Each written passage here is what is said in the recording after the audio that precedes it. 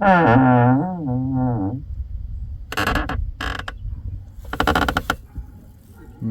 those door checks are so noisy. I've got to fix that. So I've got some diesel dilemmas here. A lot of guys that drive these diesel trucks find that there's a little bit of a dilemma. And the dilemma is, what if? You know, I mean, this truck is still running flawlessly, no lights on the dash, everything is perfect. It starts up every morning perfectly, it runs perfect all day. I have no problems with it at all. But the dilemma is that fear that lingers over your head all the time. The what if something goes wrong? There's two big things that are fairly common issues on these trucks, and really the only two issues that are common on these trucks that can be very, very, very expensive to fix. One of them is the emissions system. The other one is that high pressure fuel pump. You know, so let's talk about that fuel pump for a minute. Everybody knows about the CP4 pumps, so I'm not going to get into all that. Bottom line is, if that thing blows up, and who knows if it's going to or not, it might run another 200,000 miles with no problems whatsoever. But if it blows up, the damage that it causes is extremely expensive to repair. I've heard of guys being quoted $15,000 or more to repair the fuel system on one of these trucks after that high pressure pump decides to take a dump. So that's a huge repair. I mean, 15 grand, my goodness, you can go buy a really nice used car for 15 grand. I mean, the thought of having to put 15 grand into a single repair on a truck is just sickening. So, you know, the thing is, it just lingers over your head. It's the, like I said, it's the what if. You know, you don't know that it's going to happen, but it does happen on these trucks pretty often. And if it does, and you don't have any protection, you're screwed. So that's the kind of dilemma that I'm talking about here. I don't have any trouble with the truck, but I'm trying to think about the future. And, you know, if I'm going to keep this truck long term, should I try and protect myself somehow from that type of thing happening? So there's a couple of, you know, pretty common options that you can go with. A lot of guys do the bypass kits, commonly referred to as a disaster prevention kit, which is probably a good name for it. You know, you got that filter that mounts on the firewall here, and the idea is if that CP4 pump does blow up, all of the damage gets kind of contained in this filter, and it doesn't let it go everywhere and wipe out the whole fuel system, which is a great thing, you know. Problem with that is it doesn't prevent a failure, you know. So your CP4 pump's still there, it can still blow up, and you can still have thousands of dollars out of pocket for a repair. The other option is the same company that makes the most popular bypass kit also makes a replacement fuel pump called a DCR, and the DCR pump is literally a plug and play operation. You just drop it right in place of the CP4 pump, and that takes care of it permanently. You know, once you swap those pumps out, then they say, you know, nobody has had any reported issues whatsoever with that new DCR pump. So now, as far as cost goes, you got to think about that. The bypass kit's like $400. I've gotten some quotes locally, about $1,300 installed out the door for one of those, whereas the DCR pump is just shy of $2,000 for the pump, and then the labor to install it is about the same from the quotes I'm getting. I'm getting quotes around $900 to $1,000 for installation on either kit. So basically, you know, the DCR pump is going to be around $3,000 installed. The disaster prevention kit's $1,300-ish installed, so about half the price, a little less than half the price. You know, so there's a pretty substantial difference there, I guess you could say, in price between those two options.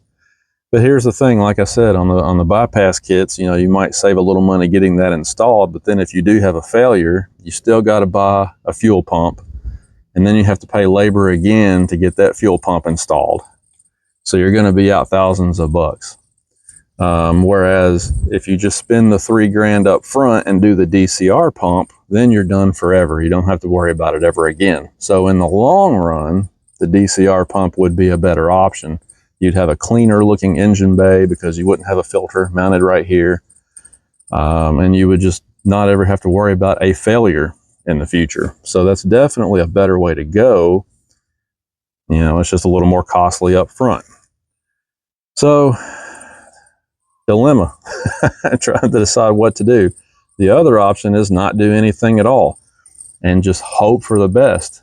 When I bought this truck last summer, I did get an extended warranty on it, a Ford ESP or extended service plan warranty on it that covers this truck just like the factory warranty did. And I've already used it once. You know, I took the truck last November to the dealership. They replaced the body control module after spending days diagnosing the issue, why the dome lights would not come on when I opened the doors. They finally determined that it needed a new body control module and then the programming for it and all that. That would have been a very expensive repair out of pocket, but the warranty covered it. You know, so I do have that extended warranty, and the warranty that I bought in writing specifically lists the fuel injectors, the fuel lines, the fuel pump, the whole fuel system is covered. However, if you talk to guys who have had this failure, a lot of them will tell you that Ford will do whatever they can to get out of actually covering it. They'll blame contamination in your fuel on the cause, or, you know, whatever. The track record that Ford has for covering the fuel system under their warranties is not very good. So even though I've got an extended warranty, that's no guarantee that I'm all right. And so you kind of see where I'm going with this. So I may do something to try and protect myself on this fuel system deal. Now here's the other thing. I mentioned the emission system. So I went out here to some local diesel mechanics and talked to them. These guys that work on these trucks day in and day out, this is what they do for a living. They see these things every day. And I asked them some questions, picked their brains a little bit. And what they told me is that they don't really see a lot of the fuel system failures here in this area where I live, but they do see a lot of emission systems failures. That diesel particulate filter and SCR and all that stuff that's on these trucks, they said they will fail. It's just a matter of time. It's going to fail. And that system is several $1,000s just for the parts, not counting the labor. So that's another potentially very expensive repair. And that's definitely not covered under my warranty. So that's something else I've got to think about. Now, there's ways to, let's just say, fix that problem permanently. And I've gotten some quotes on that too. And that's very tempting to go ahead and get rid of that problem. But if I do that, then the warranty that I have is pretty much gone. I mean, if you take a truck that doesn't have those parts on it anymore to the dealership for repair, especially under warranty, they pretty much will deny it based upon that. So there's something else I've got to think about and weigh my options back and forth. This is the annoying thing about owning a diesel truck. You know, these things have all kinds of power, torque, great fuel economy, and all of that, the cool factor and everything. They just do a great job at the work that they do.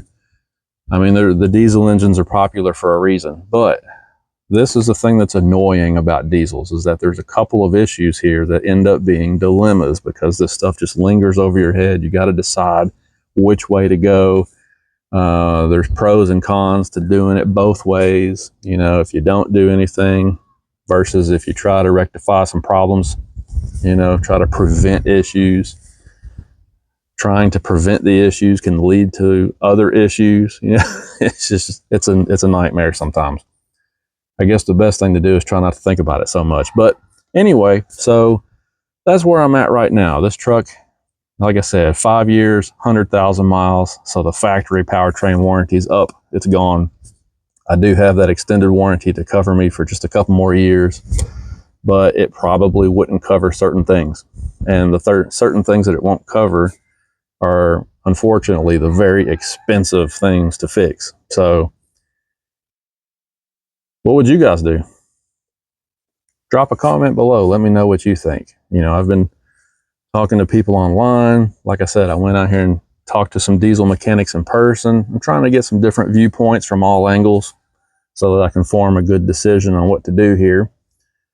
And I'd like to hear from you guys. If you got one of these trucks, what have you done with it? You know, did you go ahead and preemptively try to, you know, prevent these things from biting you to start with? Did you do a bypass kit or a DCR pump, or get rid of the parts underneath the truck that cause problems?